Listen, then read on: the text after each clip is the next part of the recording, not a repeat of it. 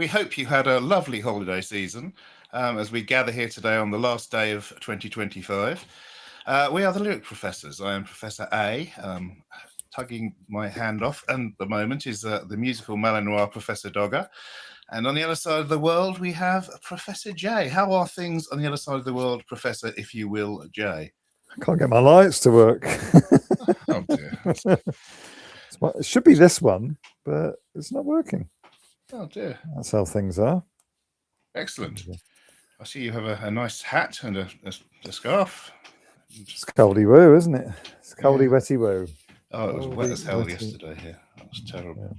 Yeah. Oh, it's wet. Oh, I mean, I'm actually talking about a day 2 weeks ago. That yesterday. No, yeah, it being New Year's Eve now. So this was going to be our 25th. I can't speak today. Too much holiday fun. This is our year-end show for 2025. And we originally were planning to talk about the weirdest lyrics we'd heard from songs in 2025. And then we realised, I realised I haven't actually listened to any songs that were released in 2025 until this morning. But that's in the back pocket in case we need it. So what I've done, I've got some weird lyrics from all time. I'm not saying they're the weirdest of all time. I'm saying they're weird ones which aren't of 2025, which I can talk about. And Professor J has his own project to talk about. So, I do. Would you like to go first, Professor J? You want me to go first? If you'd like to. Yes. Okay. So I'm going to take my learnings from my YouTube Wrapped, or whatsoever it's called. So annually, YouTube, and I think everybody does it now. You do it for people talk about Spotify. I don't sign up to Spotify, so I don't get that. I did see that I got one from LinkedIn this year. So right, wow! It's obviously going pretty wild now. Which HR professional did you employ most, or something? Well, I've not looked at it. No, obviously, fair enough. Yeah. So YouTube wraps up everything you've watched. So I pulled the music section for that because I thought it was quite interesting what I've been listening to. This reflects what I am listening to this year. There's some old and a little bit of new, but I thought there was some nice lyrics in some of these. So being in a Radiohead cover band, as I am, then Radiohead are in the top 5. And one song in particular, both from the version that I play, the original, and there's also a version by a female duo from Colombia, if I'm right, called Pacifica, who do a really good just guitar and bass versions that they recorded, sat on their balcony during COVID. It's a really, really good version. You can see how great a song it is, that it just pushes really hard, even with just 2 of them. What is Dogger doing? She's chewing her bone. Tell her to quiet. That's why the view keeps focusing on me. It's not because I'm trying to say anything and steal your thunder. It's Dogger chewing, I'm afraid. It's all automatic. Right, there we go. So and the song that jumped out is My Iron Lung. Are you aware of this song? I am aware of it. It was on The Bends, their finest album, in my opinion. On The Bends, one of their finest albums. Do you know what it's about? Presumably it's not about an actual iron lung, which I believe is an artificial breathing device that people were basically entombed in. Absolutely. What it is about is it's about the song Creep. Do you know about Radiohead's relationship with the song Creep? I think they dislike it intensely, if I'm remembering correctly. You are remembering correctly. So they hate it. They kind of they added it to the album as a bit of a joke. They even went a long way to rip bits from other songs. I mean, you could argue that the whole song is ripped. And it became both their ticket to success and their burden, because you could argue without the song Creep, that Radiohead would have never made it. They wouldn't have got a second album. They would never broken America without the song Creep. But at the same time, it's a song that they hate playing, and they're always expected to play it. And again, playing in a Radiohead cover band, we have to do Creep. I like the song. The rest of the group don't like the song. It's fun to play, but everybody expects it, and it is a well-known banger. It's one of those songs that everybody knows. You know? Oh yes, yeah. Yes. In it too. So My Iron Lung is actually talking about their relationship with the song Creep, which is just the synopsis of it is it's the only thing that keeps them breathing, but they don't want it, and they hate everything about it. So I want to come on to the chorus, because I think the chorus has some really weird lyrics, but let's talk about the first verse or second verse now. I'm just going to read these lyrics. We're too young to fall asleep, too cynical to speak. We are losing it, can't you tell? The scratch, our eternal itch, a 20th century bitch. We are grateful for our iron lung. Right. I'd never actually explored the lyrics from that album, I don't think. It's just, I've always just, it's been there, always. Yeah. It's always just been there, you're right. But this brings us on to the bit that I think is crazy. Is the chorus. Can you remember how the chorus goes? Can you try and anticipate what the lyrics are? Long. It just goes wee with the guitar for a bit. There you go. The head shrinkers, they want my everything. The head shrinkers, they want my everything. Can you remember the bit after that? Okay. So the chorus is the head shrinkers, they want my everything. My Uncle Bill, my Belisha beacon. That is very good. I don't know what it means, but it's very good. No, nobody does. And it doesn't sound, if prior to becoming in a Radiohead tribute act, if somebody had told me to try and guess what the words were, I wouldn't have said my Uncle Bill, my Belisha beacon. Belisha beacon, obviously, for people who aren't of the British persuasion originally, is a light used for pedestrian crossing of a road. Yeah. Yes, I don't understand that. Does he have an Uncle Bill? It's Mr. York? Clear if he does. William York, maybe. Yeah.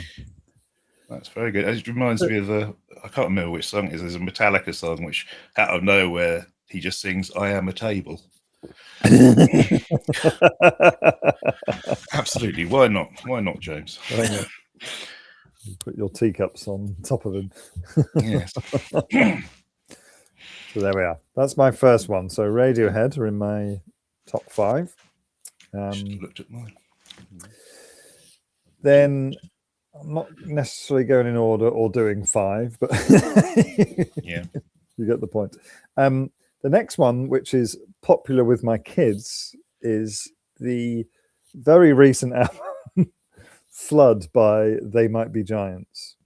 Oh yes, that very recent one from when we were at university. From 35 years ago, I believe.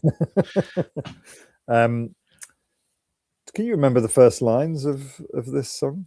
No, I can't. I don't actually know that song. I don't think. I know. Okay. I know "Birdhouse in Your Soul." And sorry, I meant to say "Little Birdhouse in My Soul." Okay. That's the song. Flood is the name of the album. The song is "Birdhouse in My Soul." Something about who watches over you. No, who did something? I don't know. Not there. So the kind of intro lyrics are, "I'm your only friend, I'm not your only friend, but I'm a little glowing friend, but really I'm not actually your friend, but I am." That's pretty good. Which I think is, it's So They Might Be Giants. They have played again recently live, which has been quite good to watch. So they did a couple of live sessions, which are on YouTube, which is well worth watching. But I think that Flood is an incredible piece of work. It's one of my all-time favorite albums, remains so. And I recently stumbled across another YouTube video talking about Little Birdhouse in My Soul and the fact that it has 18 key changes in the song. That's pretty good, isn't it? That's Radiohead-esque. I mean, Radiohead don't tend to do key changes. They will do random tempo switches. So you'll go from 4/4 to 7/8 to 6/8 in the same song. You will throw in some chords that are not necessarily expected, so outside of the expected chords. They don't really do key changes. Right. Certainly not in any songs that I. Well, that's a relief, isn't it? Yeah. I can't find my YouTube Wrapped. I don't know where it is. Okay. Where is it? You'll probably have to get it from your dog and bone from your phone. I can't find it on the web either. Okay, so there we go. That was the second one. The third one is one that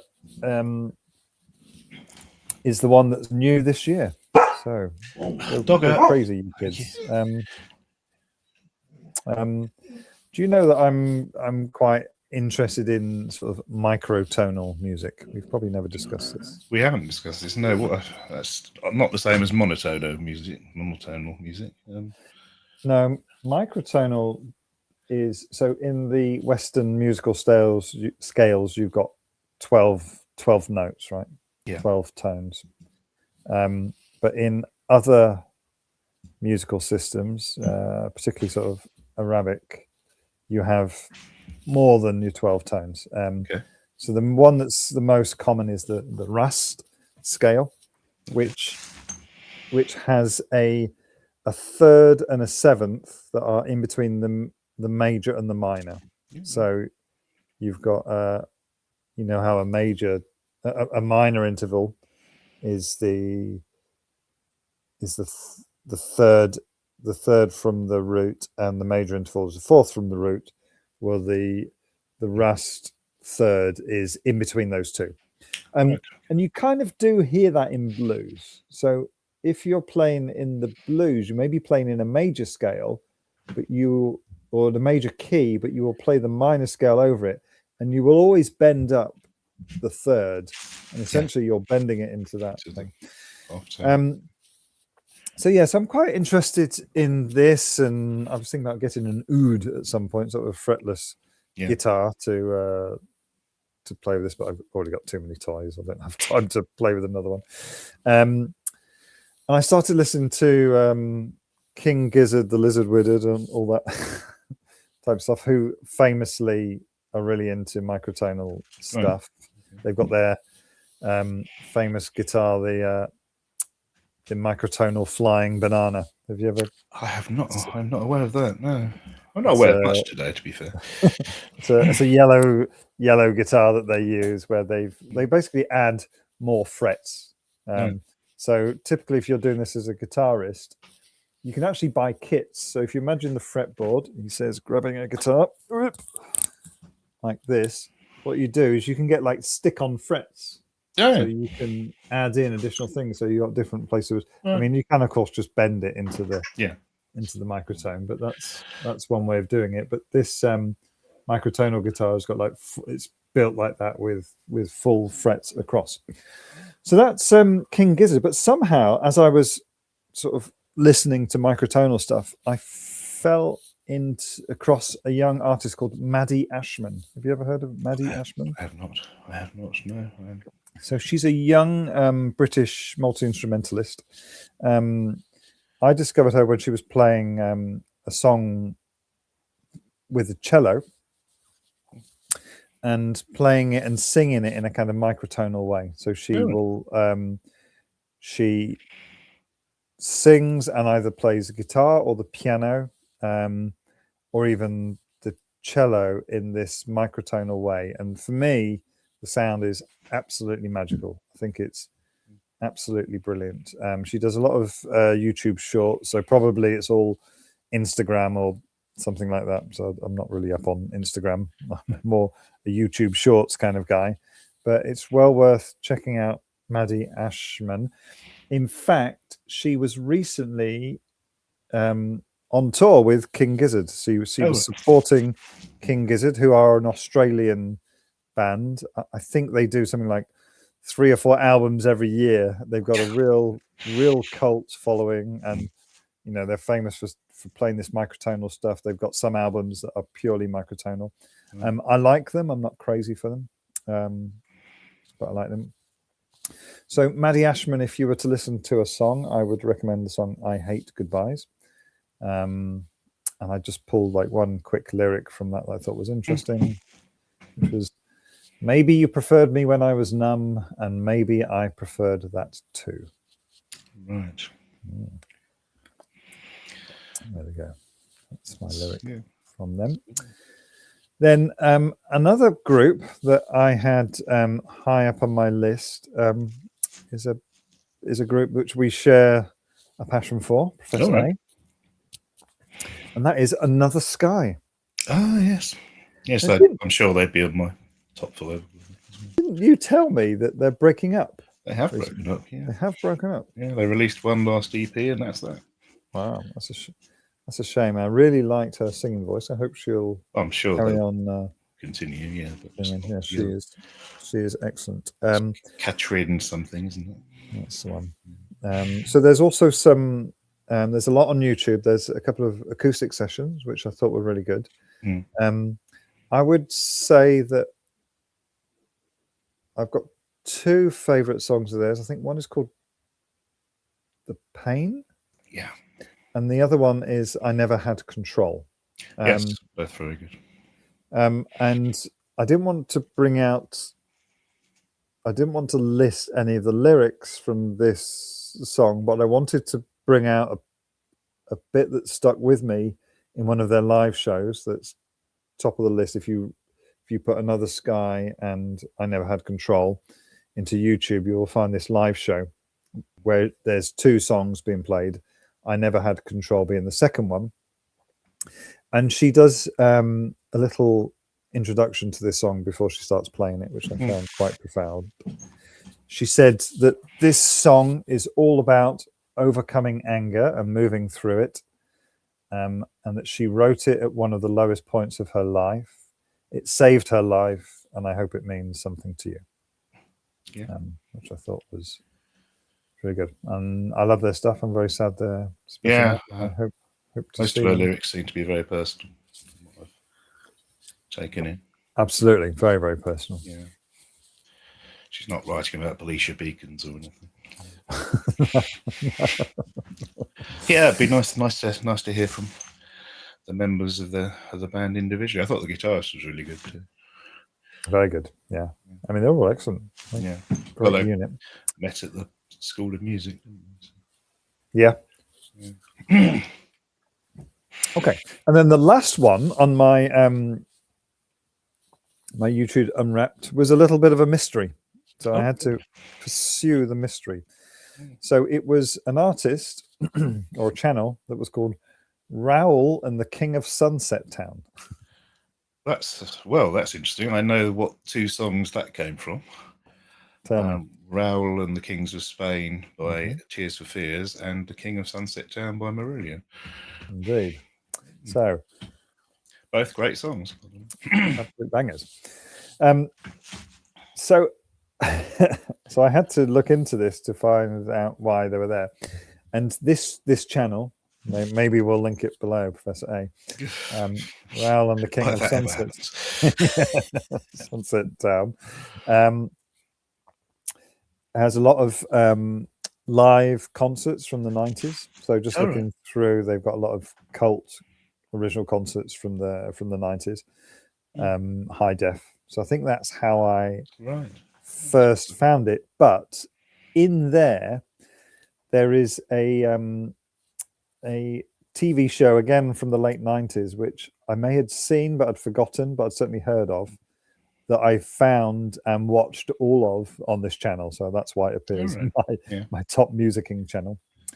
and it's the TV show called The Young Person's Guide to Becoming a Rock Star. Have you Right. seen? No, you met when you were watching it, you mentioned it to me, and I completely forgot to watch it. But yes, that's the one which has got your fish from your Marillion in it, isn't it? Indeedy doody, Yes. yeah. So it's a great show. It's all centered around one guy, a Scottish guy who's got dreams of making it big in the music industry, and the convoluted path that he takes, getting this band together.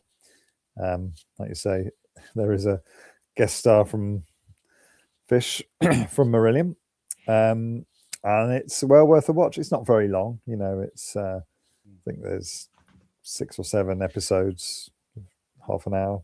It's all there on the YouTube, so it's really good. Yes, I shall get on with that. There we go. That concludes my list. Excellent. Like I say, I'd love to tell you what my list was, but I can't find it. So I'm not very good at YouTubing, as anyone who's watched one of our videos will realise. Not actually sure why we're doing this, to be honest.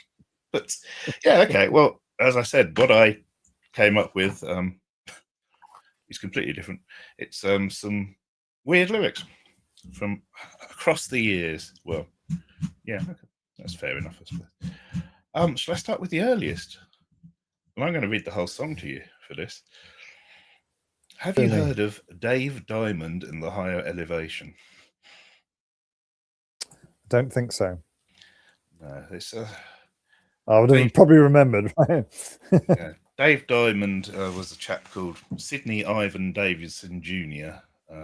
His real name. He lived from 1936 to 2014.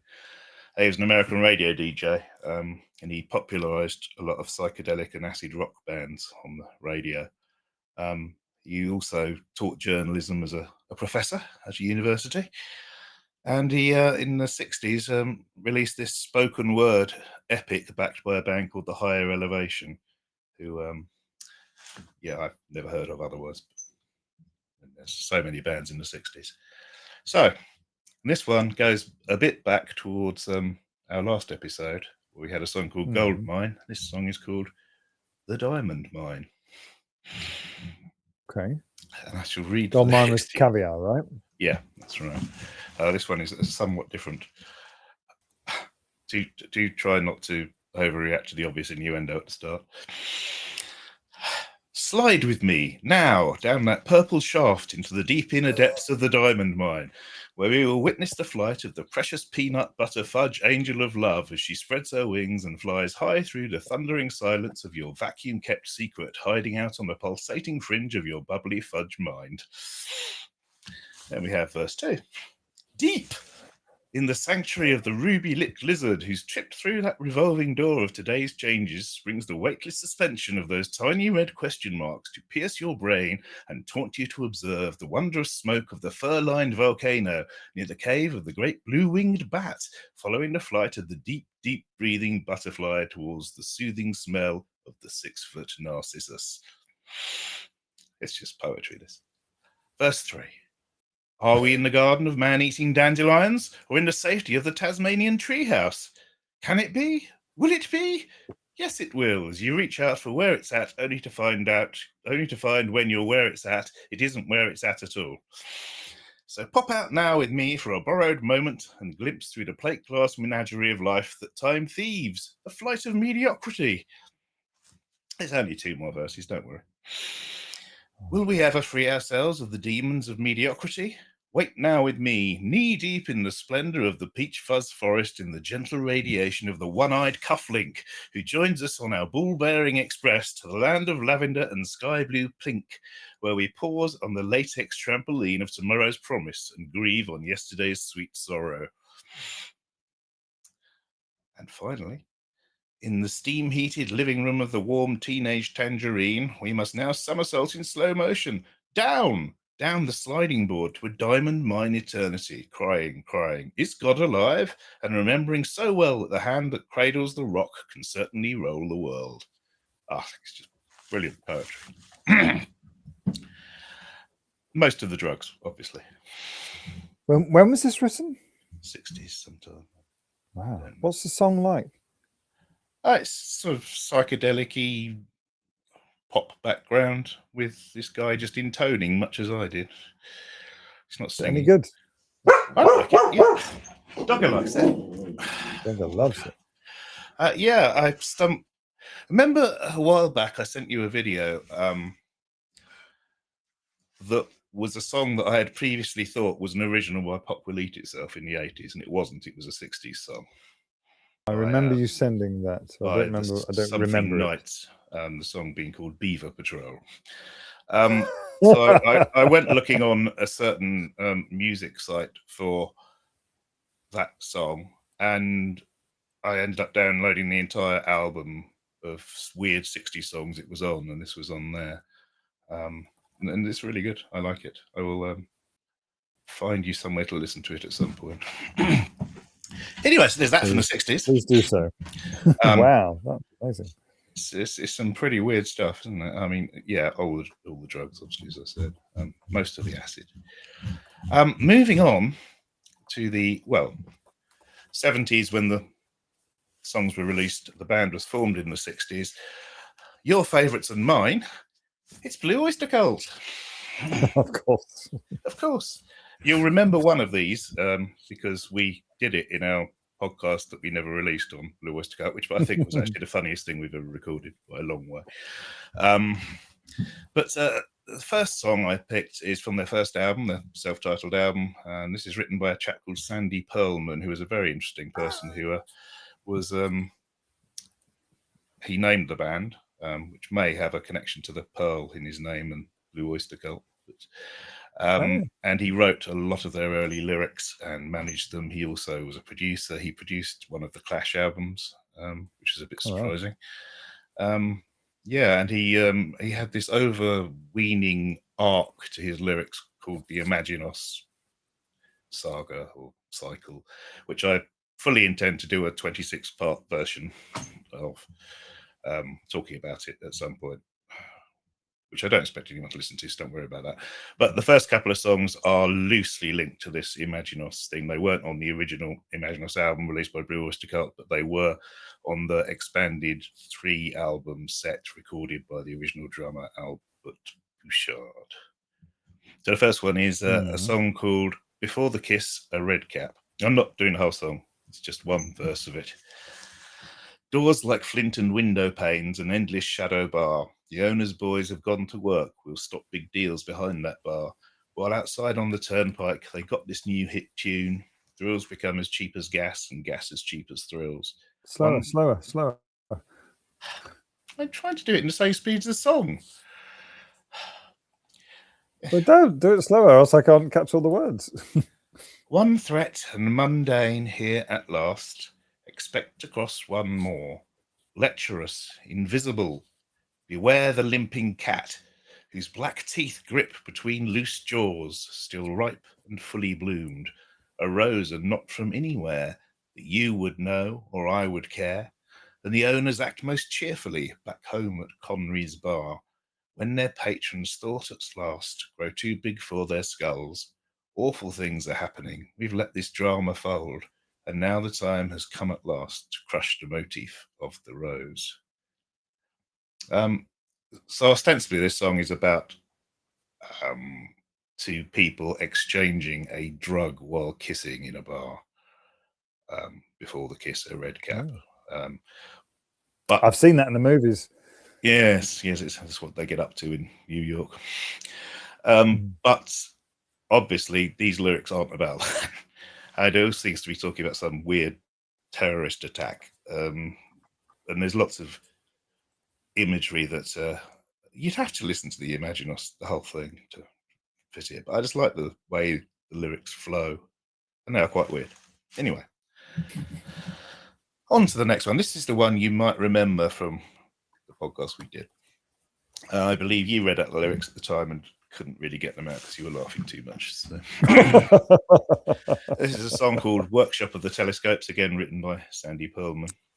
That rings a bell. By Silverfish Imperatrix, whose incorrupted eye sees through the charms of doctors and their wives. By Salamander Drake and the power that was Undine, rise to claim Saturn, ring and sky. By those who see with their eyes closed, you'll know me by my black telescope. And this is actually about John Dee, who was the sort of resident alchemist / occultist in Queen Elizabeth I's court. And it's a great song.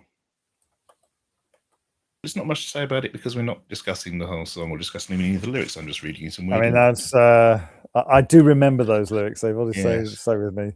The Black Telescope and the Imperatrix. What's the Imperatrix? An imperator in Latin is a general, so it's a female leader of armies or whatever. Yeah. And an incorrupted eye, rather than uncorrupted eye, incorrupt is something that cannot be decayed. Mostly used in religious terms to say a saint was dug up and they were incorrupt. They're still perfectly undecayed or whatever. Okay. But we're not going to go through the rest of it because we should actually release that one just as a bonus thing on the channel. Because it is funny. It's not good, but it's funny. My feeling, Professor A, we need to do the full BOC. Well, just Imagine Us, which is about 40 songs. So yeah, I think we should do a one by one, song by song. Imagine Us. Absolutely, I'm up for it. Orgy. I don't know who to listen to it, but then no one listens to them anyway, do they? Anyway, never mind. So those two songs were from the first album, self-titled album by Wildest. The next one is from the album Secret Treaties, and this was written by a chap called Richard Meltzer. Have you heard of him? No. When was this one? It's the fourth album, so 74, 75. Richard Meltzer. No. He was a very famous music journalist, and also wrote a lot of Blue Oyster Cult songs. He was a journalist and a musician. I don't think he was a musician. He just wrote songs, wrote lyrics. He didn't write music. Okay, got it. And this song, believe it or not, is called Cagey Cretins, or Cretins, as they say in the song. And the verse is, I'm graduating in one more term because I haven't any time to burn. Repeating taste of high-heeled shoe. An eel is waiting under the train. Being chased around by the neighbour's cat. Well, it's so lonely in the state of Maine. So there you go. Yes, an eel is waiting under the train, probably with Uncle Bill and his Bleacher Beacon, I should think. Do you know this is not the first time today I've spoken about eels? Really? Oh, sorry. Can you try and guess why I started thinking about eels? Were you talking about the band? No. You talking about electric eels? No. Were you eating an eel? Talking about that. Jellied eels. Correct. Yeah. Oh, horrible. One of my colleagues is going to that there London, who's not from the mainland, was talking about getting some jellied eels. Actually, when I think of eels, I don't think of the band first. I think of the song by the Mighty Boosh. I never really watched that, I have to say. Oh my god, that's amazing. Yeah, so we were having a chat about jellied eels, and then we got talking about where he's from. They're famous for freshly fished eels from some of the lakes up where he lives. So there we go, double eels. It's an eely good day. Absolutely. Okay, the final band I've got 3 verses from is a band called At the Drive-In. Are you aware of them? I am, but I don't know why. They are from the 90s. They were formed in 1994. Their big hit, if you want to call it that, was a song called One-Armed Scissor, which is one of the most energetic songs ever.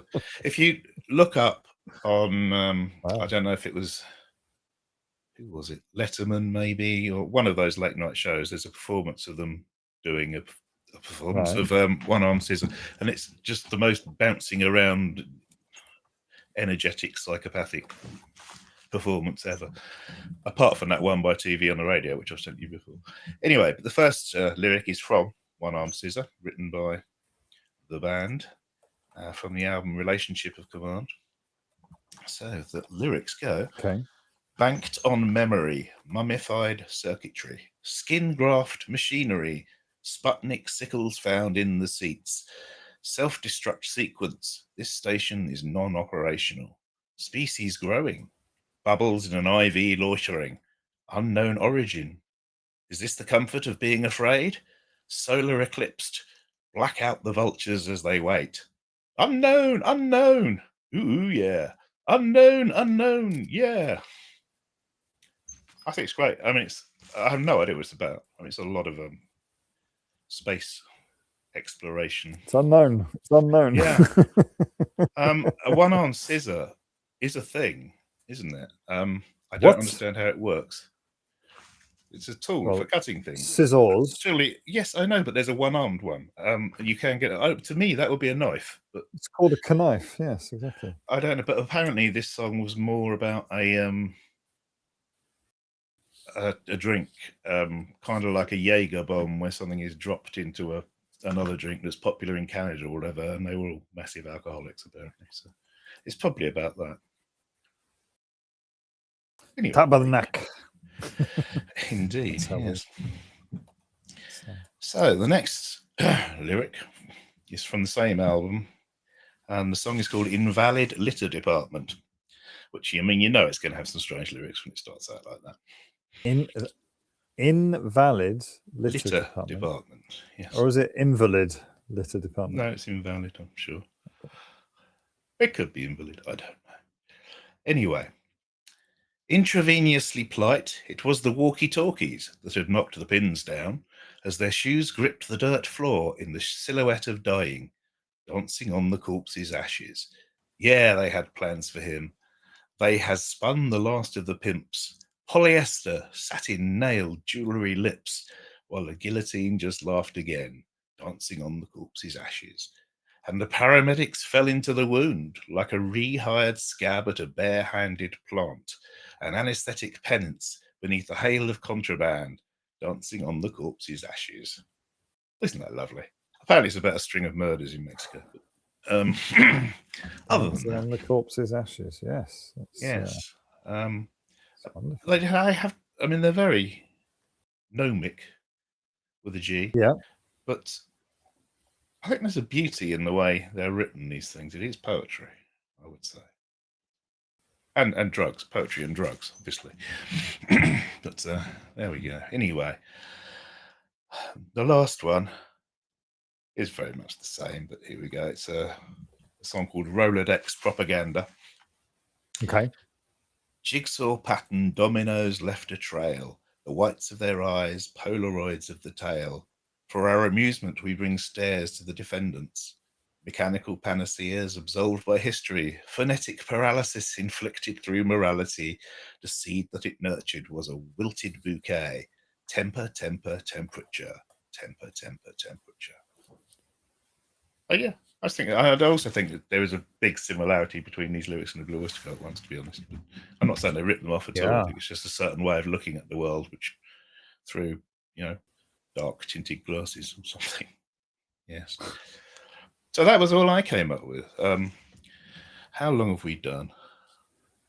39 minutes. Do you have anything else to talk about? Because obviously we've got to get on with our New Year's Eve celebrations. Woohoo, party. I'm interested in this one-armed scissor because it makes no sense to me.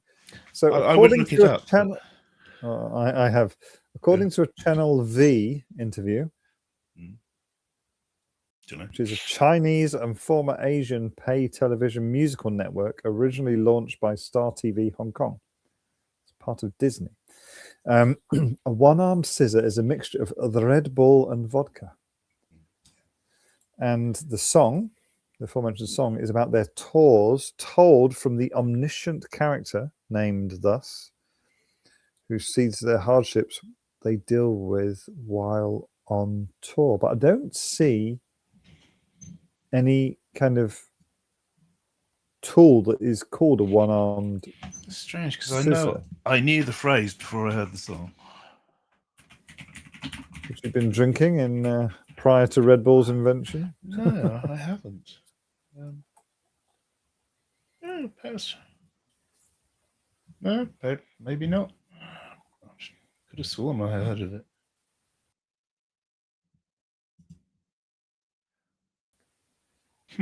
Oh well, never mind. There we go. Yeah, there we go. Vodka Red Bull. Have yourself one of those. Have a merry old time. No. Red Bull, I've only drunk once and I fell asleep driving. Well, that's not what's supposed to happen. That's I know, but apparently for some people it does. For some people it has that effect, and it did for me. And I woke up as my car was bouncing off a curb. Jesus Christ. Yeah. Well, obviously, I'm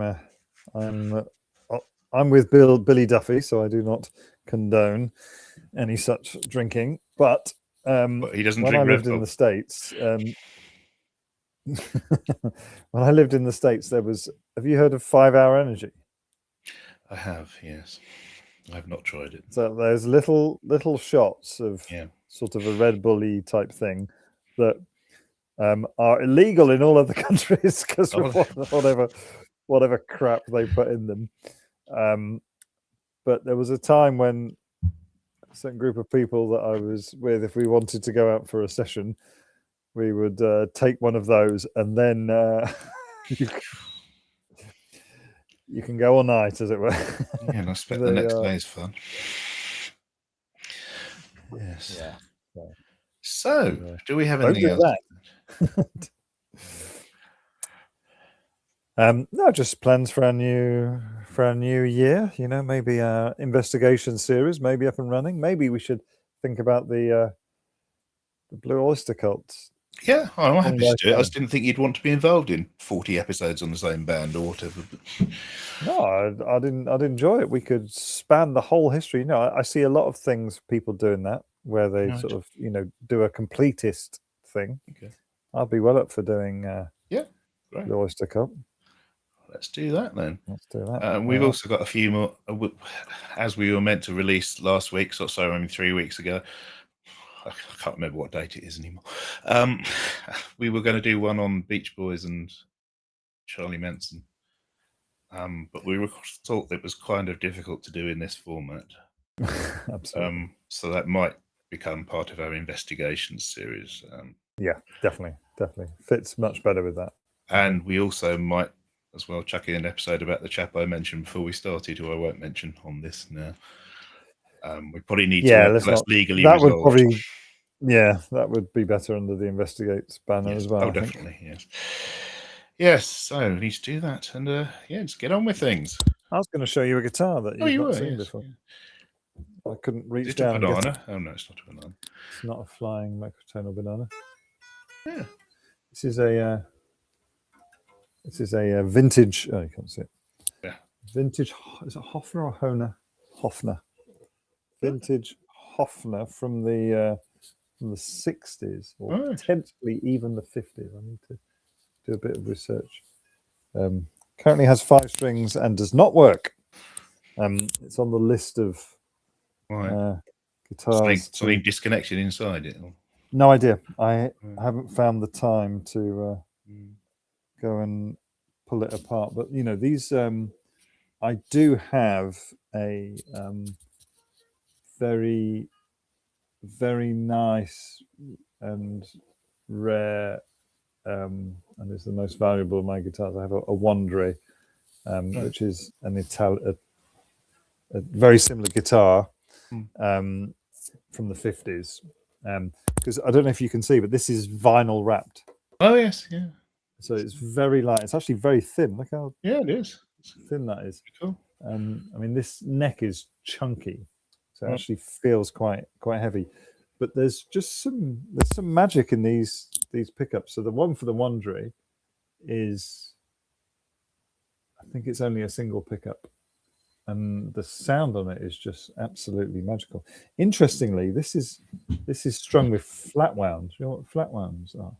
Presumably it's flat rather than circular. Yeah, just flatty strings. You know, a lot of bass players play with flat wounds, and occasionally some jazz players will play with flat wounds.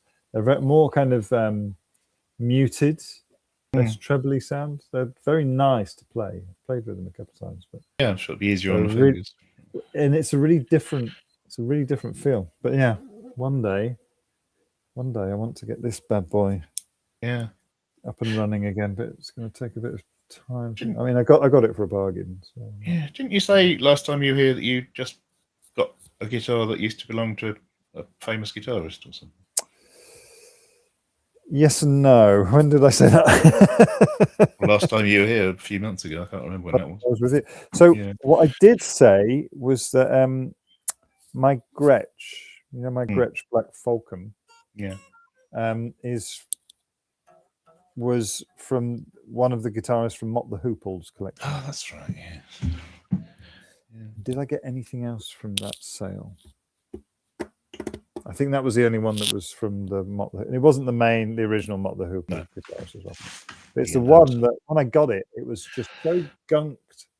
The frets were filthy, and it's still got this very, very strong smell of cigar smoke. Oh, right. I'm trying to preserve because it's it's that nice smell of sometimes it's horrible, but it's just wonderful. I keep it in its case to try and maintain that that smell. But now that's the only sort of pre-owned guitar that I have, because they really attach a premium if you buy something that is artist owned and played. Then, I'm sure. Yeah. Even if it was, depending on the artist. All right. Well, I think we've exhausted our creativity for 1 year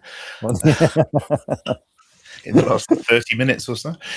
I think it's time for us to wish you Happy New Year, and we will see you in 2026. Rock on. Farewell.